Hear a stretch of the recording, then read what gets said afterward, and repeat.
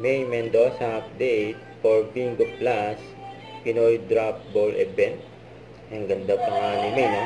Ito yung highlight. Ang ganda si May. And I hope everyone here is just as excited as I am. Grabe si May, no? Bagay na bagay si May, no? Kanyang outfit at look.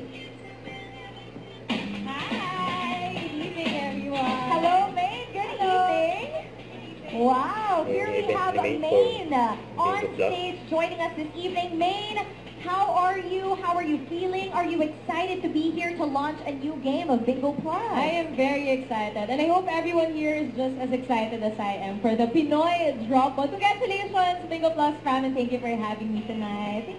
All right, well, it is our pleasure to have you here on stage to join us for another milestone with Bingo Plus. Now, I have a quick question for you, Maine, right? Before we finally officially unveil our game. Have you ever tried it in a feria before? Like maybe when you were a kid? Familiar ako, but I Familiar. always see the color game kasi sa feria before. Yes. Especially in Bulacan, sa province kasi, so talagang maraming feria everywhere. Yeah. Totoo. Huwag kalimutan mag-subscribe, click ang notification bell para na update po ang future action live. Bye guys, for what?